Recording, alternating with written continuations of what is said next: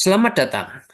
Pada pemaparan singkat kali ini, kita akan memaparkan sekilas tentang pandangan hidup Kristiani dan Ortodoks, serta yang membedakannya bukan hanya dari agama lain, melainkan juga bentuk-bentuk kekristenan lainnya. Pemahaman secara keseluruhan tentang hubungan Allah dengan alam ciptaan merupakan dasar dan konteks besar dari bagaimana iman Ortodoks dikerjakan dan mengarah. Pemaparan kali ini akan berangkat dari keberadaan manusia secara umum sebelum menelusuri lebih dalam tentang akar dari keberadaan itu dan solusi yang telah diberikan oleh Allah kepada manusia.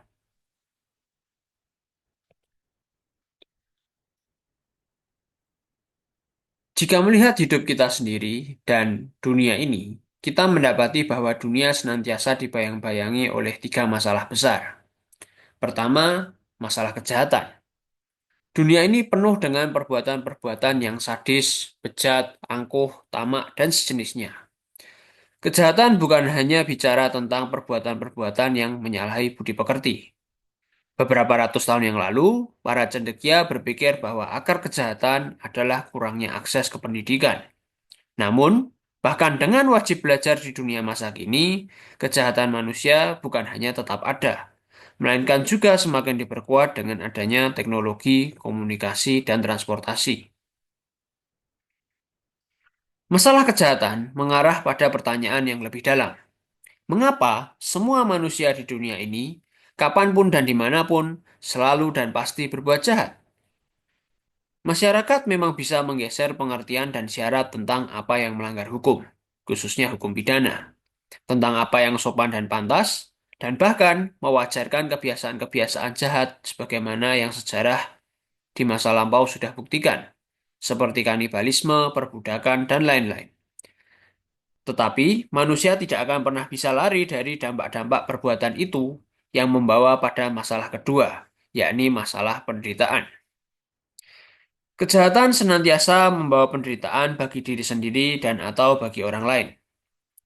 Kejahatan dan penderitaan ada dalam siklus ayam dan telur.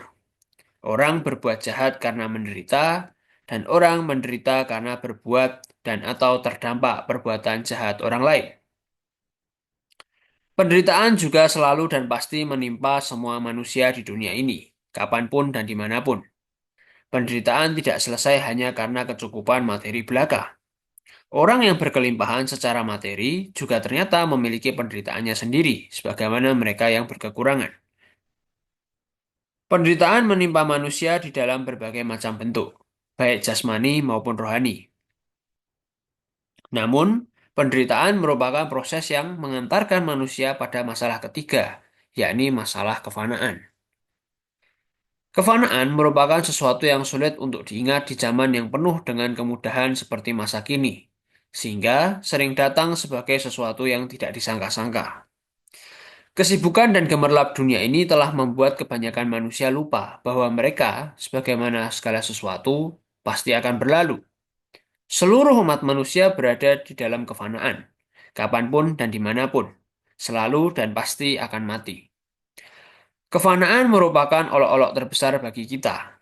Sebab apapun yang kita bangun secara positif di dunia ini, maupun seberapa banyak penderitaan yang kita tahan dan tanggung, hanya akan bermuara pada maut.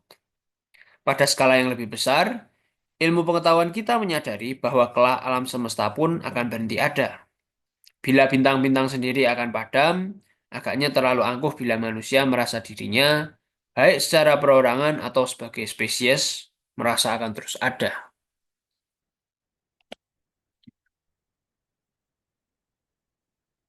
Tiga masalah tersebut dipandang dengan cara yang berbeda oleh keyakinan yang berbeda, baik dari asal-usul maupun solusinya.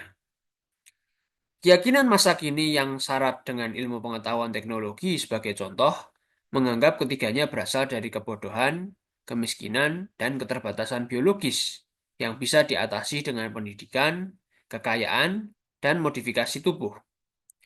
Paganisme di sisi lain memandang bahwa ketiga masalah itu memang tidak memiliki permulaan dan akan terus ada. Dan dunia ini dianggap merupakan alam yang memang merupakan tempat bagi penderitaan. Sehingga jalan keluar dari penderitaan adalah meninggalkan dunia ini. Pandangan lain mendeteksi bahwa ketiga masalah itu hanyalah cobaan, ujian, dan kehendak ilahi.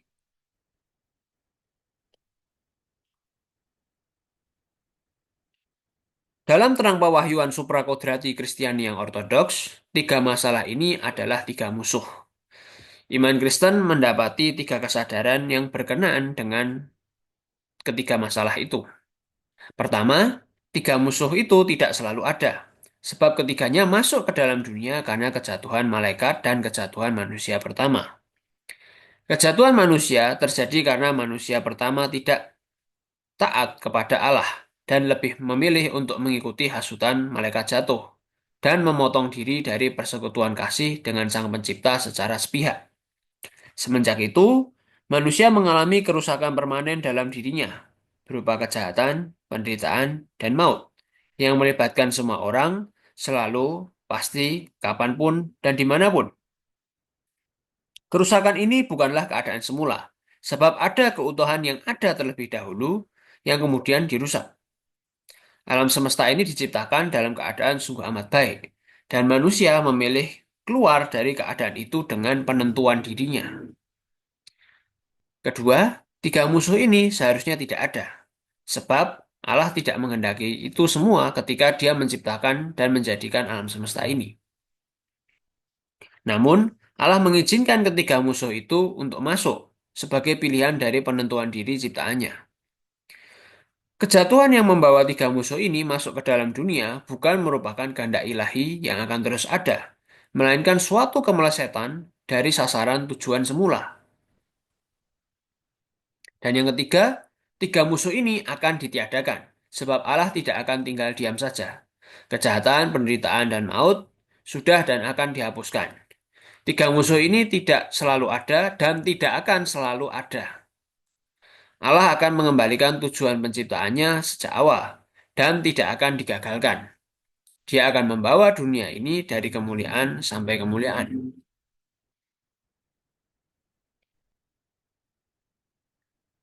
Dalam menyadari ketiga musuh tadi adalah sangat penting untuk mengerti tentang siapa Allah yang menciptakan dunia ini. Sebagai hakikat dan sebagai subjek, pengenalan Allah yang sejati hanya dapat dikenal melalui pewahyuan suprakodrati yang diterima secara khusus oleh Israel kuno dan oleh Israel baru yang adalah gereja yang satu, kudus, katolik, dan apostolik. Bagi mereka yang hanya berangkat dari pewahyuan kodrati yang diterima secara umum, perlu ditegaskan bahwa Allah berada dalam kategori tersendiri. Allah bukanlah sekadar dewa yang memiliki keterbatasan kuasa, akhlak, dan masa hidup. Bukan juga merupakan makhluk yang mencapai tingkat kesaktian tertentu. Melainkan dia yang sama sekali berbeda dari ciptaan. Mereka yang mengenal dia tidak akan menyembah langit dan makhluk-makhluk ciptaan halus yang menghuninya. Baik itu para malaikat yang tetap kudus maupun malaikat jatuh yang sedang menguasai udara. Seluruh gerak iman Kristiani berlandaskan dan berpijak pada pertanggungjawaban kepada Dia yang melampaui langit dan bumi.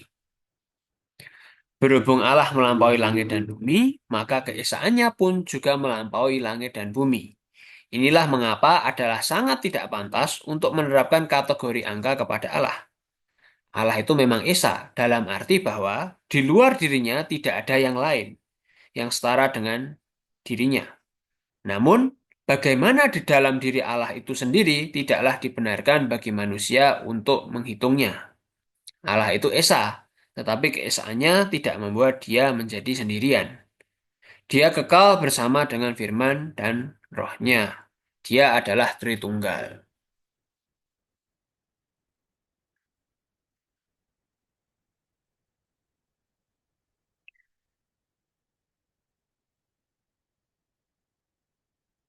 Manusia tidak selalu ada, melainkan diciptakan dan dijadikan oleh Allah pada suatu waktu di masa lampau, sebagaimana alam semesta ini. Manusia diciptakan di dalam gambar Allah seturut rupa Allah. Gambar dan rupa Allah sendiri adalah Sang Firman, yang juga adalah Allah, sebagaimana Bapanya. Sedangkan Allah yang digambarkan dan dirupakan oleh Sang Firman adalah Sang Bapa. Manusia punya banyak anugerah dengan diciptakan dalam keadaan ini, seperti batin untuk berhubungan dengan Sang Pencipta, akal untuk mengelola ciptaan, nurani untuk memiliki peta keteladanan Allah, badan yang bergerak tegak dan berjalan tegak untuk dihormati ciptaan yang lain, serta pasangan untuk bersekutu. Dari semua anugerah itu, Allah menganugerahkan kepada manusia keabadian jiwa. Sebagaimana Allah itu tidak punya akhir, maka manusia juga akan terus ada, bahkan ketika manusia jatuh dan disengat oleh maut.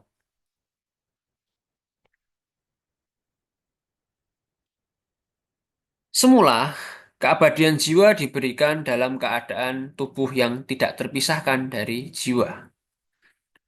Namun, karena kejatuhan, manusia tunduk pada pemisahan tubuh dan jiwa, di mana tubuh kita kembali menjadi debu. Sekalipun demikian, keberadaan jiwa kita tetap berlanjut melampaui tubuh jasmaninya. Hal ini punya imbas yang besar. Maut bukanlah akhir bagi segalanya, walaupun memang akhir bagi kehadiran kita di dunia yang fana ini. Keberadaan setelah wafat merupakan sesuatu yang harus dipersiapkan sejak di dunia, sebab maut tidak melenyapkan diri kita, melainkan memindahkannya menuju kekekalan, baik sebagai kehidupan yang kekal atau sebagai keterasingan dari hidup, alias kematian yang kekal. Hal ini berkaitan dengan anugerah Allah yang lain, yakni penentuan diri. Manusia dapat menentukan takdir kekalnya sendiri untuk bersekutu dengan Allah yang hidup atau menolaknya dalam keterasingan untuk selama-lamanya.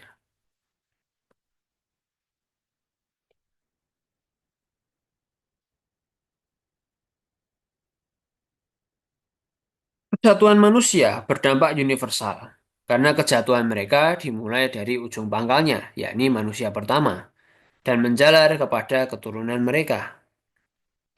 Semenjak saat itu, seluruh manusia ditawan oleh kejahatan, penderitaan, dan maut. Sedangkan seluruh alam semesta dibayang-bayangi oleh najis jasmani dan ketidaksempurnaan tanpa bisa melepaskan dan memulihkan dirinya sendiri.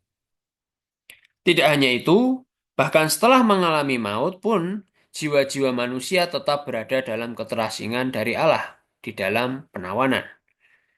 Oleh karena itu, satu-satunya cara agar dunia ini bisa diselamatkan adalah dengan Allah sendiri yang menjamahnya. Demi keselamatan ciptaan, Sang Firman Allah yang adalah model dari penciptaan manusia kemudian turun, dalam arti mengambil kodrat manusia yang lebih rendah dan mengenakannya untuk dirinya sendiri. Sang Firman mengambil kemanusiaan yang jatuh itu tanpa menjadi berdosa, sekalipun menerima dan mengenakan dampak-dampak dosa, seperti keterbatasan jasmani, penderitaan, dan kefanaan. Hal ini semua dilakukan agar semuanya itu dikalahkan di dalam karya-karyanya.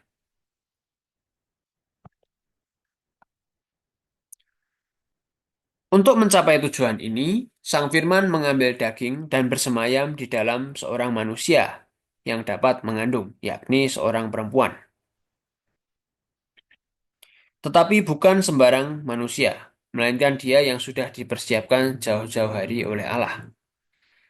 Sang Firman, melalui kuasa Sang Roh Kudus, membuktikan bahwa dia adalah sungguh manusia dengan lahir menjadi bayi.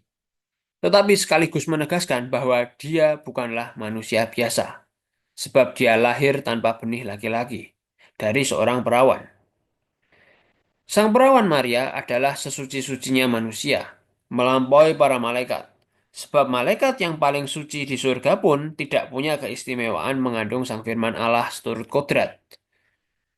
Bunda yang telah mengandung firman Allah sendiri jelas sangat istimewa, sebab tanpanya tidak akan ada sang firman yang berinkarnasi. Ini bukan berarti Allah menjadi bergantung dengan ciptaannya. Allah memang bisa saja menjadi manusia tanpa Bunda Maria.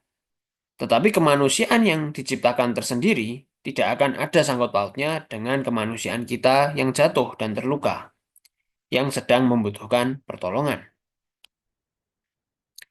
Sang Firman telah mengambil kemanusiaan tanpa berhenti menjadi Allah. Inilah yang disebut sebagai inkarnasi.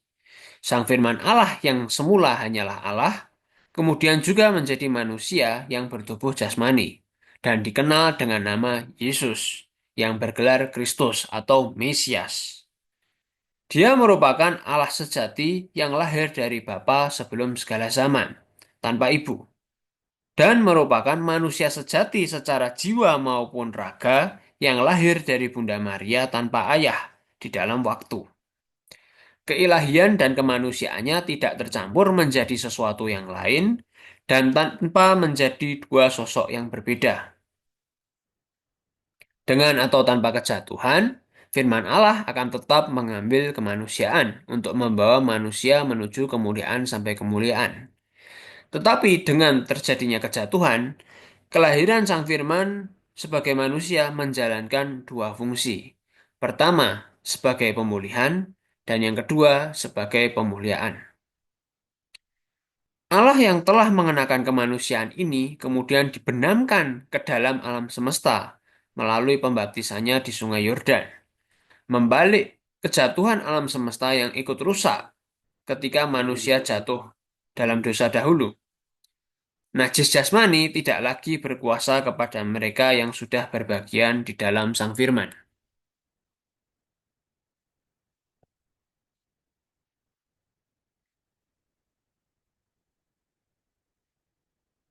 Kristus telah berkarya dengan berbagai cara untuk menunjukkan jalan keluar dari kejahatan dan penderitaan bagi manusia. Dia telah melaksanakan hukum Taurat secara sempurna, mengajarkan kebaikan dan pengenalan akan Allah yang benar, mengusir setan, membalik najis jasmani, melakukan berbagai mujizat seperti mencelikkan orang buta, membuat yang tuli mendengar, membuat yang lumpuh berjalan, bahkan membangkitkan orang mati. Namun, Kristus juga hadir mempersembahkan suatu korban yang sekali untuk selamanya dan tidak terbatalkan untuk memperbaiki kerusakan yang telah mencengkeram umat manusia sejak kejatuhan. Dia mengalahkan maut oleh kematiannya. Kristus wafat di atas kayu salib bukan sebagai upah dosa yang tidak pernah dia perbuat, melainkan seturut kuasanya atas hidupnya sendiri, yang dimungkinkan melalui pengambilan dampak-dampak dosa olehnya secara sukarela. Hanya mereka yang bertubuh yang bisa mengalami maut, mengingat maut adalah pemisahan jiwa dari tubuh. Sehingga firman Allah yang menjadi manusia fana agar bisa mengalami maut. Maut melahap Kristus di Golgota, tetapi tertipu, sebab yang dilahap bukanlah manusia biasa, melainkan Allah sendiri yang tak terhingga. Firman Allah telah mengalahkan maut hingga ke bentengnya, dan mengambil jiwa-jiwa yang tertawan dalam keterasingan terhadap Allah semenjak zaman Adam. Mereka dibebaskan dan dipindahkan kepada kehidupan yang terberkati. Kebangkitan Kristus adalah unik, sebab tidak ada satupun manusia yang bisa bangkit sendiri. Kristus bangkit karena dia juga adalah firman Allah, sejalan dengan rancangan Sang Bapa. Mesias bangkit bukan hanya untuk dirinya sendiri, melainkan juga sebagai kemenangan kemanusiaan. Bahwa karena seorang manusia telah mengalahkan maut, maka semua manusia bisa mengalahkan maut. Lewat wafatnya pula, Kristus membuang kemanusiaan lama yang syarat dengan dampak-dampak dosa dan mengaruniakan suatu kemanusiaan baru yang bukan hanya memulihkannya menjadi seperti semula, sebagaimana Adam dan dahulu sebelum kejatuhan, melainkan juga memungkinkan kemanusiaan itu untuk berbagian dalam kodrat ilahi, yang memang merupakan tujuan semula manusia diciptakan, yakni untuk bergerak dari kemuliaan sampai kemuliaan, tanpa berhenti menjadi manusia. Sang Firman telah menebus kemanusiaan, sehingga siapapun yang memiliki kemanusiaan dijamin kelak akan bangkit dari kematian jasmani. Kristus mengalahkan maut dalam arti bahwa sengatnya tidak lagi permanen. Sebab permanen itulah akan terjadi seandainya Mesias tidak mengalahkannya. Maut akan terus melahap dunia ini sampai habis tidak tersisa dan akan selamanya menahan jiwa-jiwa manusia yang jatuh di dalam keterasingan. Namun, dengan dikalahkannya maut, kelak maut bukan hanya akan berhenti mencengkeram dan melahap alam semesta, melainkan juga akan memuntahkan semua yang telah dilahapnya.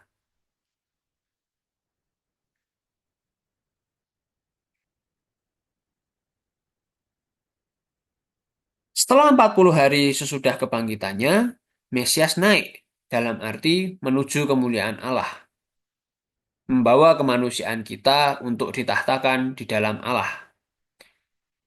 Kenaikannya memberi suatu perutusan bagi para rasulnya untuk mengajar dan membaptiskan semua bangsa, dan bahwa dia menyertai mereka sampai akhir zaman sebagai gereja dan menjanjikan bahwa dia akan datang untuk kedua kalinya di tempat yang sama. Apapun yang dikerjakan oleh gereja di dunia ini menjadi manjur dan berdampak. Oleh karena Sang Kristus yang sungguh adalah manusia itu memperantarai kita dengan Sang Bapa yang berkenan kepada firman-Nya. Lewat kenaikan juga, Mesias membuktikan dirinya bahwa dia bukan hanya manusia biasa yang berasal dari dunia ini, melainkan Allah yang melampaui langit dan bumi. Pentahtaan kemanusiaan Mesias di dalam Allah Tritunggal berdampak bagi kita manusia secara kekal. Bila Adam dan Hawa dahulu jatuh ke dalam dosa sekalipun dalam keadaan suci, maka manusia yang sudah bersatu dengan Mesias tidak akan bisa jatuh lagi. Pada malam sebelum dia diserahkan untuk menghadapi maut, Kristus telah menyatakan bahwa dia menghadirkan tubuh dan darahnya di dalam Ekaristi, yakni roti dan anggur, kepada para rasulnya. Ekaristi inilah yang menjadi kehadiran nyata tubuh dan darah Kristus di atas bumi, sekalipun dia juga telah naik ke surga. Menjelang kenaikannya, Kristus telah mendirikan baginya suatu kerajaan di atas bumi dengan mengutus para rasulnya untuk membawa tubuhnya ini sampai ke ujung dunia, di dalam baptisan dan di dalam ajaran. Sebagaimana dahulu dia merintis Israel lama di atas para putra Yakub, maka di zaman akhir ini dia menyatakan suatu Israel baru yang adalah gereja agar karya dan kemenangannya dapat diterapkan kepada seluruh umat manusia. Sebagaimana dahulu dia membentuk manusia dari debu tanah dan memberinya roh, maka Kristus membentuk gereja dari para rasul yang adalah manusia biasa dan mencurahkan kepada mereka Roh Kudus, yang adalah Allah sendiri. Roh Kudus menyatakan Kristus kepada seluruh dunia dan membawa mereka ke dalam tubuhnya. Dia bekerja di dalam gereja dan oleh kuasanya lah perantaraan Kristus kepada Bapa yang penuh perkenanan itu dapat diterapkan. Roh Kudus membawa gereja kepada keutuhan kebenaran dan memampukannya untuk berkarya.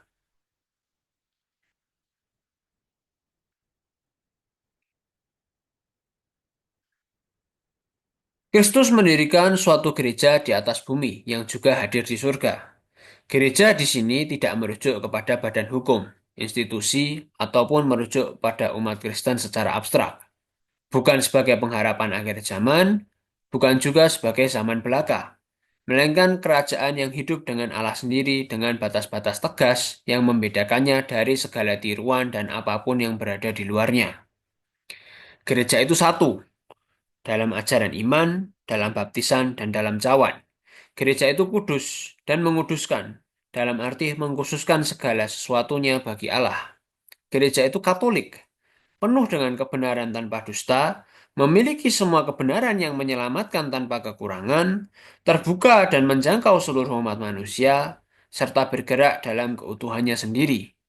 Dan gereja itu apostolik, yakni memiliki hubungan dengan para rasul seturut ajaran dan seturut amanat agung yang hanya diberikan kepada mereka. Mustahil seseorang bisa mengikut Kristus bila dia tidak tergabung di dalam tubuhnya. Hanya di dalam gerejalah perintah-perintah Kristus dapat dilaksanakan.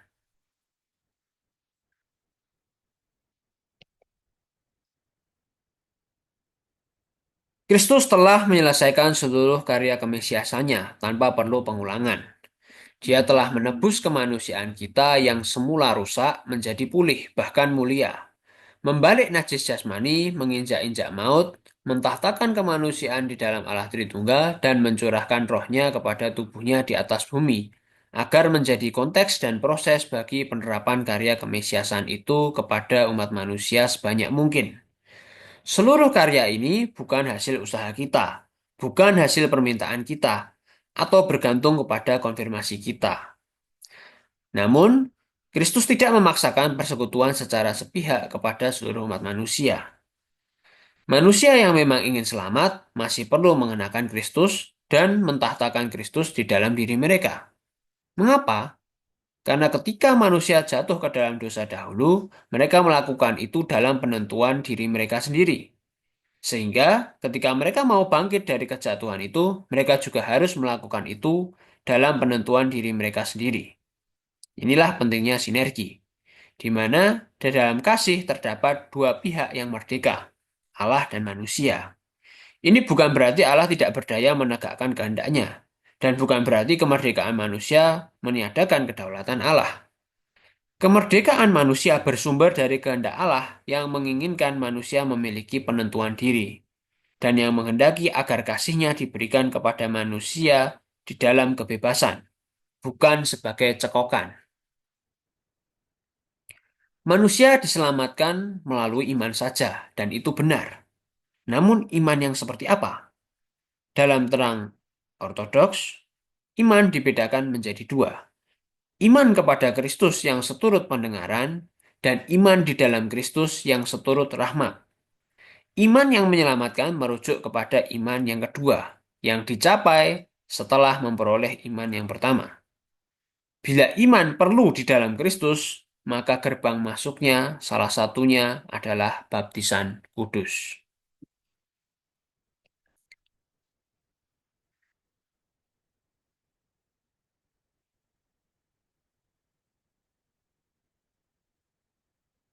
Kristus memang telah menebus kemanusiaan, dengan jaminan bahwa semua manusia akan bangkit tanpa terkecuali.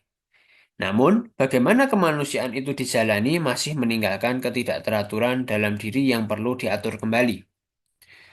Baptisan kudus diperlukan bagi orang percaya untuk membuang ketidakteraturan lama dan menggantinya dengan keteraturan yang baru. Inilah mengapa baptisan kudus melahirbarukan. Gereja Ortodoks memandang bahwa baptisan kudus melahirbarukan, walaupun bukan satu-satunya cara agar manusia bisa dilahirbarukan. Allah bisa saja punya cara lain untuk melahirbarukan seseorang, tetapi baptisan kudus disediakan kepada manusia sebagai kepastian yang dapat ditunjuk. Baptisan kudus hanya bisa dilaksanakan secara sah sekaligus manjur di dalam gereja yang didirikan oleh Kristus sendiri. Sebab hanya gereja inilah yang diperintahkan dan diberi kuasa oleh Kristus untuk melayankannya. Baptisan kudus di dalam gereja yang didirikan oleh Kristus tidak dapat dipisahkan dari meterai Roh Kudus atau Krisma Kudus. Sebagai satu kesatuan, keduanya disebut sebagai baptisan roh. Baptisan roh dapat diterima oleh semua orang terlepas dari umur. Wajarnya dilaksanakan dengan penyelaman 3 kali ke depan di dalam nama Sang Bapa, Sang Putra, dan Sang Roh Kudus, dan diikuti dengan pemeteraian dengan minyak krisma. Dibaptis dan dikrisma adalah syarat untuk menerima tubuh dan darah Tuhan sendiri yang berada di dalam tubuhnya di atas bumi, yakni Ekaristi, yang mencangkokkan kita kepada Kristus dan memampukan kita menjadi Kristus-Kristus kecil. Ekaristi beserta dengan seluruh kegerakan hidup di dalam gereja yang mengitarinya menjadi persenjataan kita menjalani hidup di dalam Kristus dan menghadirkan Kristus di dalam hidup kita, melawan godaan-godaan untuk meninggalkannya.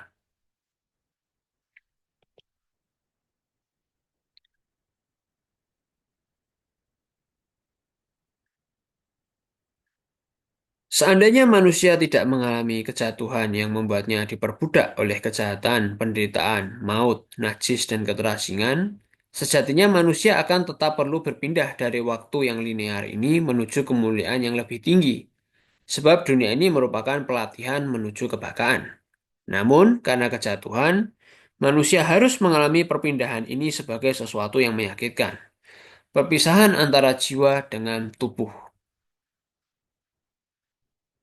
Sekalipun Allah tidak menciptakan maut, Dia tidak tinggal diam dan memperalat maut sebagai obat bagi keberdosaan manusia, agar manusia tidak terus terjebak untuk selama-lamanya di dunia yang jahat dan penuh penderitaan ini dengan tubuh yang terus merosot. Wafat jasmani memang masih dialami oleh seluruh umat manusia, tetapi tidak sama lagi sebagaimana sebelum Kristus menginjak maut dahulu. Bila dahulu maut adalah olok-olok, maka bagi orang percaya yang sudah berada di dalam Kristus, maut menjadi bermakna perpindahan menuju hidup yang jauh lebih hidup. Wafat jasmani mengunci apapun yang kita ikat di dunia ini, baik itu sebagai orang yang mengasihi Allah ataupun sebagai orang yang membenci Allah. Baik kasih maupun kebencian itu akan dikunci di dalam kebakaan. Itulah pertanggungjawaban kita ketika kita memanen pilihan kita sendiri. Gereja memandang bahwa baik tubuh maupun jiwa yang sudah terpisah satu sama lain sebagai seutuhnya manusia dan harus diperlakukan dengan layak, apalagi bila merupakan orang percaya. Gereja memperlakukan tubuh seturut pemakaman kudus dan jiwa seturut ibadah peringatan. Bagi jiwa sendiri, hanya ada dua pilihan. Orang percaya berpindah menuju kebagaan yang terberkati, sedangkan orang yang tidak percaya memilih sendiri keterasingannya dari Allah.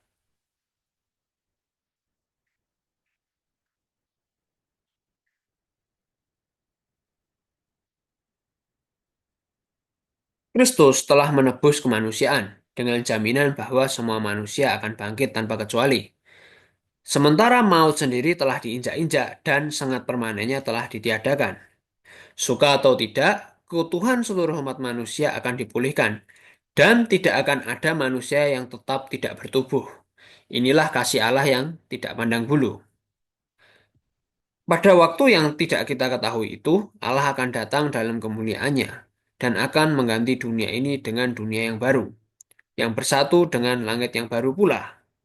Sekalipun demikian, kemerdekaan penentuan diri manusia tetap berpengaruh untuk berbagian di dalam pembaruan ini. Allah akan membangkitkan semua orang sebelum mengadili mereka menggunakan hakim yang telah Dia tanamkan dalam diri mereka, yakni hati nurani. Tidak akan ada yang bisa mengelak. Mereka yang berada di dalam Kristus turut kasih akan menerima kemuliaan Allah sebagai kebaikan yang berkelimpahan, begitu hangat dan begitu cerah. Namun, mereka yang berada di luar Kristus akan menolak kebaikan apapun darinya dan akan mengalami kemuliaan yang sama itu sebagai api yang menghanguskan. Allah tidak menyiksa siapa-siapa, tetapi kondisi manusia itu sendiri menentukan bagaimana diri mereka di hadapan Allah. Manusia yang penuh kebencian dan penolakan akan mengunci kebencian itu di dalam kekekalan dan menutup diri mereka sendiri di hadapan Allah. Namun, bukan berarti Allah berhenti mengasihi mereka. Sebaliknya, kasih yang sama itulah yang secara tidak tertahankan akan membakar diri mereka yang tidak cocok dengan Allah. Setelah membangkitkan seluruh umat manusia, Allah akan meniadakan maut dengan kehidupannya yang berlimpah-limpah. Manusia yang bersekutu dengan Allah akan disejajarkan dengan para kudusnya, bergerak dari kemuliaan sampai kemuliaan. Sedangkan manusia yang bersikeras untuk bersekutu dengan malaikat-malaikat jatuh akan disejajarkan dengan mereka dan menjadi tidak berarti. Hanya tersisa sebagai jiwa dan tubuh yang memang tidak akan dicabut karena merupakan anugerah pertama Allah. Namun, mereka kehilangan seluruh kebaikan dalam diri mereka karena menolak sang sumber segala yang baik.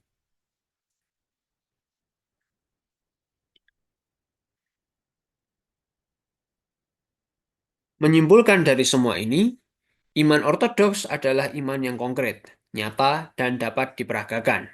Dimaksudkan untuk menyelesaikan tiga masalah mendasar yang dikenal sebagai tiga musuh, tetapi dalam skala yang jauh lebih mendalam. Solusi terhadap tiga musuh inilah yang membuat iman ortodoks menjadi layak untuk dihidupi oleh para pemeluknya, bahkan dengan harga yang sedemikian mahalnya. Sekalipun demikian, seluruh kehidupannya menjadi masuk akal jika dan hanya jika berada di dalam dan berpijak di atas konteks iman ini. Melalui pokok-pokok iman ini, patut ditegaskan kembali bahwa iman bukan hanya berfungsi untuk menjadi orang baik, apalagi di mana baik itu sendiri diartikan secara umum dan sembarang, atau memperalatnya untuk mendapatkan sesuatu, entah itu berkat, mujizat, akhirat, dan lain-lain. Iman punya fungsi yang spesifik, yakni agar manusia terbebas dari musuh-musuh yang spesifik, yang telah diatasi oleh Allah secara spesifik, diterapkan kepada kita manusia secara spesifik, dan mengarahkan manusia menuju Allah yang benar secara benar. Demikian rekapitulasi kali ini. Atas perhatiannya, kami ucapkan terima kasih dan sampai jumpa.